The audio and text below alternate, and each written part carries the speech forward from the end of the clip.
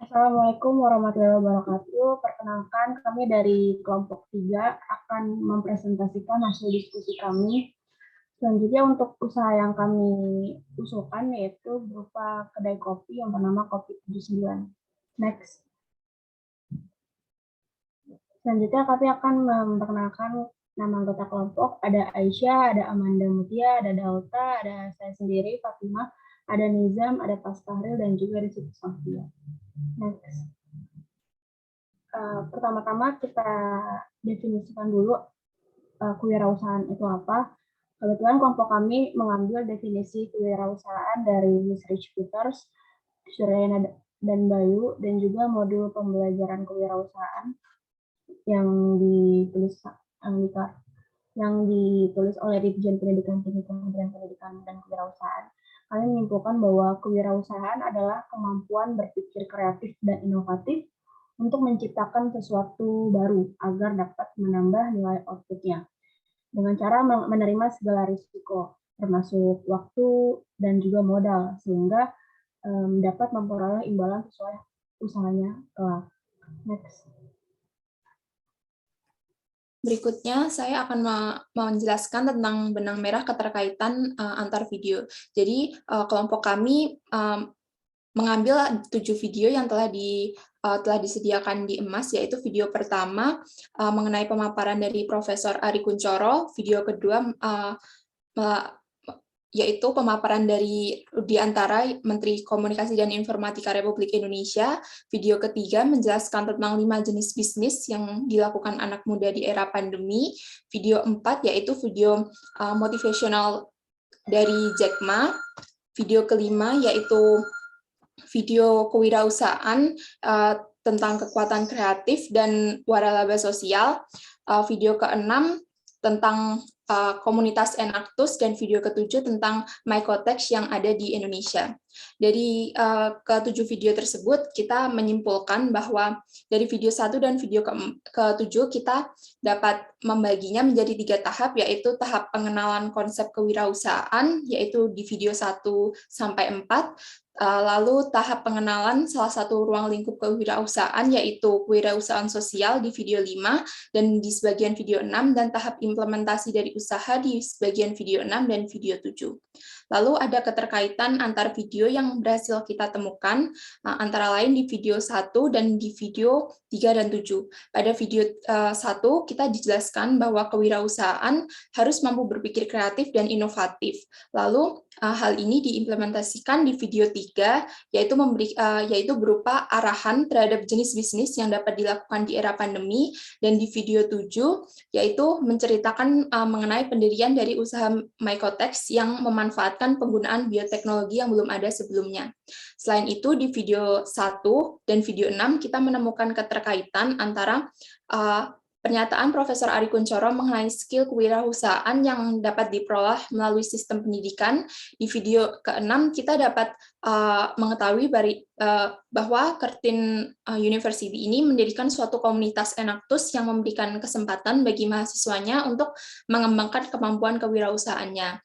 Selanjutnya, di video 2 dan 5, di video 2 kita di video tersebut memaparkan mengenai salah satu bentuk kewirausahaan yang ramai didirikan oleh generasi muda belakangan ini. Nah, di video 5 itu dijelaskan nih pengertian dari bentuk kewirausahaan sosial yang mempunyai dampak positif pada generasi selanjutnya. Keterkaitannya itu membahas bentuk dari kewirausahaan yang mempunyai pengaruh di masa depan. Lalu selanjutnya ada video 4 dan video 7. Di video 4 dijelaskan bahwa Jack Ma jatuh bangun dalam membuat Alibaba. Nah, di video 7 kita juga dapat melihat bahwa founder dari Mycotex ini juga melewati berbagai banyak percobaan untuk menghasilkan produk Mycotex yang berkualitas tinggi, dan dia fokus terhadap usahanya.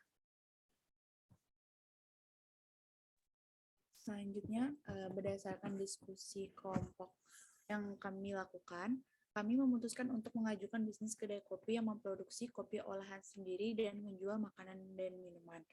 Contoh kedai kopi yang kami ambil adalah Kopi 79 yang berdomisili di Kalimantan Tengah.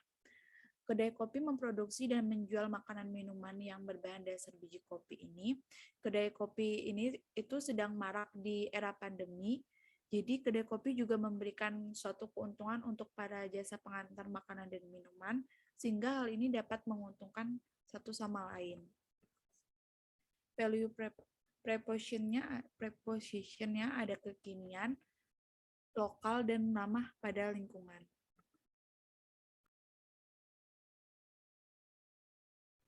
Oke, selanjutnya itu merupakan target pasar dari usaha kami, yaitu rumah kopi yang ada.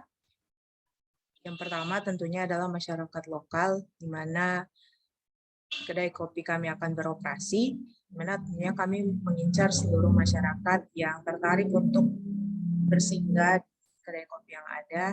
Namun secara khusus kami mengkategorikan mereka yang merupakan pencinta kopi, ataupun anak muda yang suka berkumpul di tempat-tempat untuk mengerjakan aktivitas bersama, serta para pekerja yang memiliki waktu luang untuk pergi menghabiskan waktu.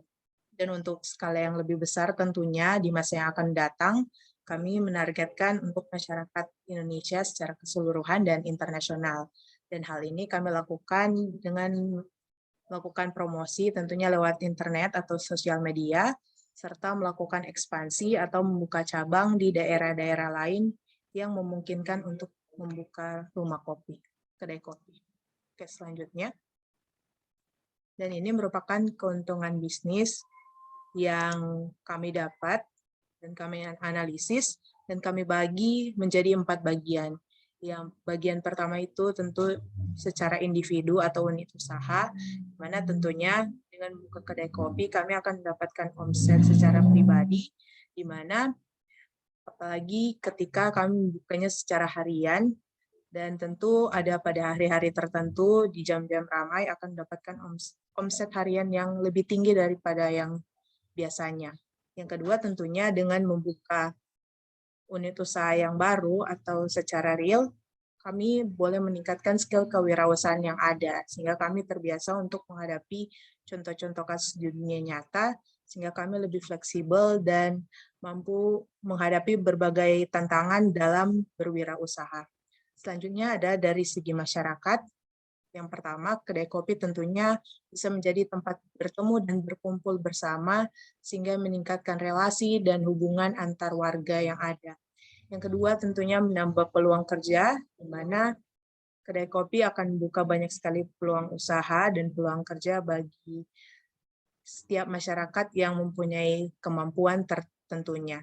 Yang ketiga adalah memberdayakan petani lokal, di mana bahan-bahan produksi yang kami gunakan, seperti kopi dan sebagainya, itu diambil dari petani lokal dan tentunya akan membawa keuntungan juga bagi mereka. Yang keempat adalah memberikan eksternalitas positif bagi masyarakat di sekitar kedai, di mana mereka akan semakin dikenal dan tentunya mendapat keuntungan juga dari pembukaan kedai kopi ini. Dan yang terakhir tentunya memberikan sumbangan devisa, yaitu keuntungan bagi negara kita. Untuk yang selanjutnya, keuntungan sebagai warga negara dan umat manusia di dunia. Yang pertama, kita memberikan kesempatan bagi masyarakat mancanegara untuk mencicipi kopi khas dari Kalimantan Tengah, karena kita suppliernya kan dari petani lokal di Kalimantan Tengah. Yang kedua yaitu filosofi kopi sebagai teman bercengkrama bisa disajikan ketika adanya konferensi internasional, sehingga diharapkan konferensi tersebut dapat berjalan dengan lancar. Untuk yang selanjutnya, keuntungan berdasarkan alam dan lingkungan. Yang pertama, bahan-bahan produksi minuman dan makanan di usaha kedai kopi ini, seperti kopi dan teh, dapat memanfaatkan hasil dari petani lokal, sehingga meningkatkan produktivitas dari alam lingkungan sekitar kita. Yang kedua yaitu terdapat spot terbuka dari kedai kopi yang dihiasi dengan tumbuhan hijau. Hal ini dapat menambah estetika dari kedai kopi, tetapi juga ikut menjadi kestabilan dan keberlanjutan alam. Yang ketiga, ada dalam skala yang lebih besar, kedai kopi memiliki corporate social responsibility yang dapat melestarikan alam lewat berbagai programnya.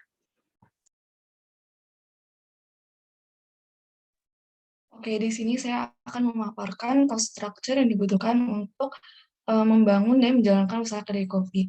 Cost structure sendiri adalah estimasi biaya yang dibutuhkan untuk membangun dan menjalankan usaha. Menurut analisis dari kelompok kami, cost structure untuk usaha kedai kopi terdiri dari 3 bagian. Yang pertama adalah biaya investasi atau modal investasi. Ini terdiri dari biaya pembangunan dan peralatan produksi. Dan pada umumnya, biaya yang dibutuhkan untuk membangun usaha kedai kopi berkisar sekitar dari 300 juta hingga 500 juta. Yang kedua adalah biaya yang diperlukan untuk kegiatan operasional. Yang ini terdiri dari listrik, air, dan juga gaji karyawan. Gaji karyawan sendiri umumnya dilakukan dengan sistem bulanan.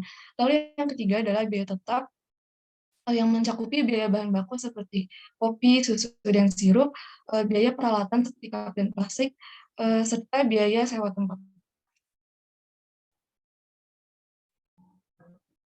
Selanjutnya, saya akan menambahkan ya dari segi keuntungan dan juga kerugian dan cara mengatasi dari bisnis ini. Mungkin keuntungannya selain dari segi masyarakat tadi, juga ada dari letak geografis dan juga hukum. Kalau misalnya kita memilih lokasi yang tepat nih, bisnis kopi ini akan mendorong adanya kemajuan bisnis, yaitu adanya peningkatan pelanggan. Sedangkan dari segi hukum, bisnis ini bisa didaftarkan sebagai badan usaha secara resmi, misalnya melalui PT atau CV. Nah, kalau misalnya itu dilakukan, maka keuangan usaha nanti akan terpisah dari pribadi, sehingga apabila terjadi hal yang tidak diinginkan seperti kebangkrutan, maka harta pribadinya nanti tidak akan ikut. Selain itu, hak paten usaha juga akan terjamin. Nah, selain keuntungan tadi, sebenarnya bisnis kopi ini juga dapat memberikan dampak negatif dari segi lingkungan jika tidak ditindak dengan benar. Karena memang sebenarnya kita tadi juga akan ada program CSR ya.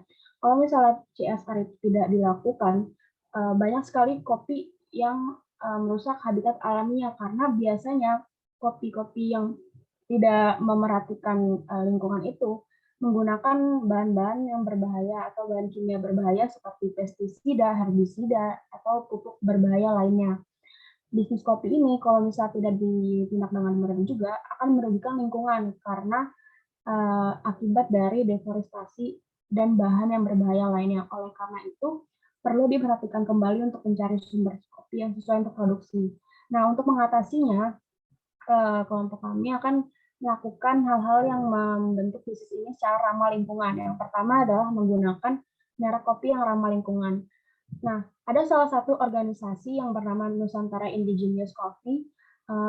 Organisasi ini melakukan pendampingan dan edukasi supaya bisa mengembangkan kopi mereka dengan ramah lingkungan. Oleh karena itu, usaha bisnis ini akan diusulkan untuk bekerja sama dengan organisasi tersebut supaya mendapatkan edukasi produksi biji kopi yang ramah lingkungan, tapi tanpa menghilangkan rasa dari sumber dari Kalimantan tadi kan. Selanjutnya adalah memberikan opsi pilihan kepada pelanggan vegan atau vegetarian. Salah satu cara terbesar seseorang dapat mengurangi jejak karbon dan mencegah deforestasi adalah dengan mengurangi konsumsi daging, susu, dan juga ikan nih. Karena kenapa ikan? Ikan termasuk karena penangkapan ikan yang berlebihan ini akan membuat masalah besar yang membuat lautan habis sehingga orang-orang tergantung pada makanan laut untuk bertahan hidup akan berpengaruh. Oleh karena itu, kami memberikan sebuah solusi baru selain ada kopi ya, ada misalnya makanan ringan seperti atau salad buah atau salad sayur yang bisa memberikan opsi pilihan kepada pelanggan vegan atau vegetarian dan tentunya ramah lingkungan. Selanjutnya, yang ketiga adalah memberikan reward kepada pelanggan yang membawa gelas atau tumbler pribadi. Salah satu implementasinya itu dengan memberikan diskon atau poin untuk dibelanjakan di pembelian yang akan datang bagi pelanggan yang membawa cup pribadi. Nah, selain itu, kami juga menyediakan penjualan tumbler sendiri nih yang dapat digunakan kembali bagi mereka yang belum memilikinya. Selanjutnya juga yang paling penting adalah mengurangi penggunaan plastik.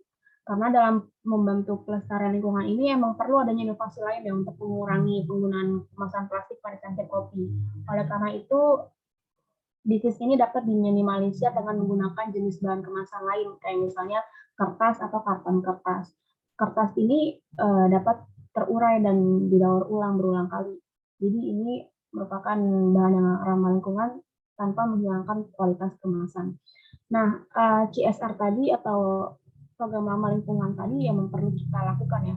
Kalau misalnya tidak sesuai dengan lingkungan atau merugikan pihak lain, akan ada dampak negatif dari bidang psikologinya, yaitu adanya ulasan negatif atau komplain yang bisa-bisa fatal, karena banyaknya ulasan negatif akan membuat konsumen baru ini terpengaruh untuk tidak mengkonsumsi kopi tersebut. Jadi dia kurang diminati. Oleh karena itu perlu adanya program-program tersebut untuk menjadikan bisnis ini yang sustainable. Oke, selanjutnya.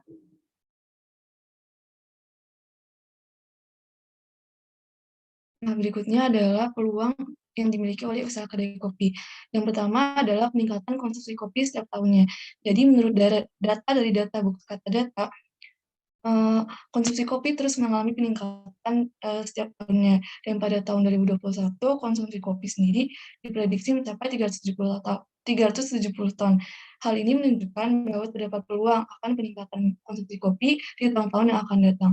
Dan itu, usaha kedai kopi juga berpeluang untuk mendapatkan keuntungan transaksi yang besar seiring dengan peningkatan konsumsi kopi. Lalu yang kedua adalah minuman kopi mempunyai pasar yang luas.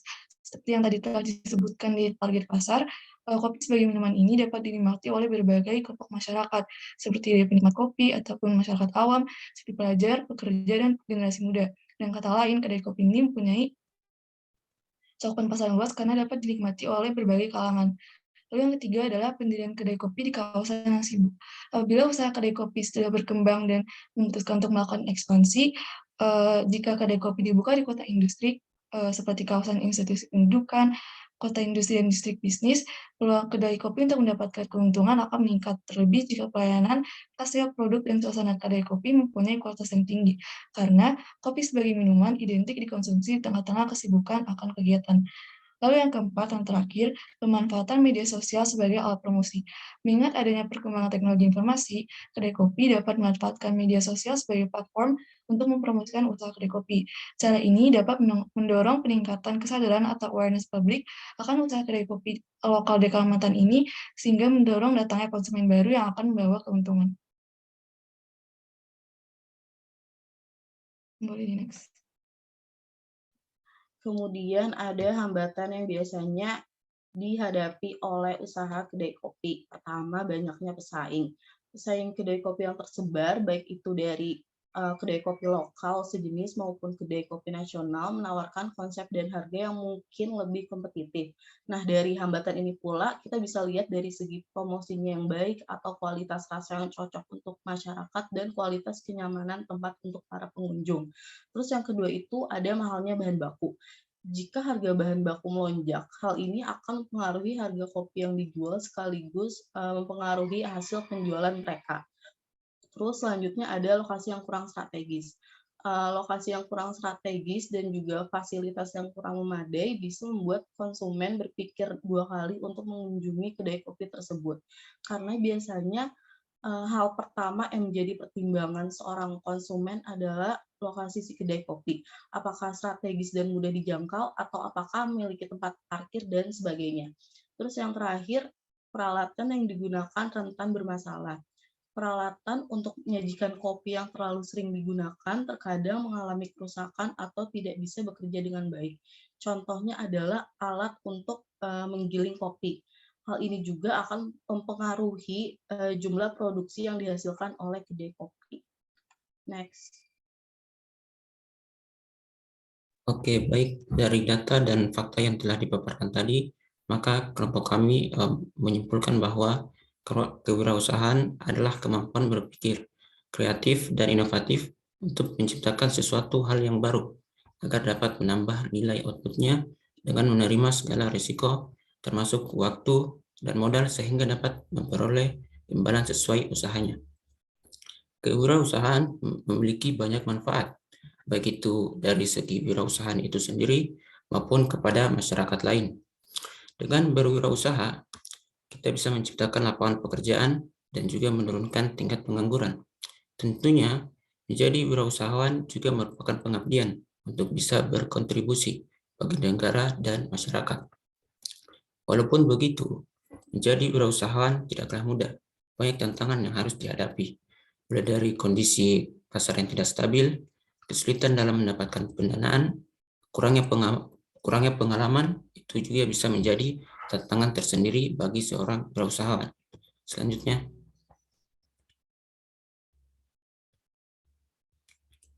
kemudian saran. Jadi saran dari kami untuk mengembangkan bisnis kedai kopi tentu diperlukan itu adanya diferensiasi produk, melihat banyaknya pesaing juga dalam market ini. Sehingga dengan adanya diferensiasi produk, itu diharapkan mampu menjadi alat untuk meningkatkan demand yang ada. Kemudian selanjutnya tentu diperlukan bisnis plan yang baik mengenai permodalan dan pengelolaan keuangan agar kedai kopi dapat terus beroperasi dan menghasilkan keuntungan hingga meminimalisasikan risiko dari terjadinya kegagalan bisnis. Demikian presentasi dari kami. Apabila ada kekurangan mohon dimaafkan. Terima kasih atas perhatiannya. Wassalamualaikum warahmatullahi wabarakatuh.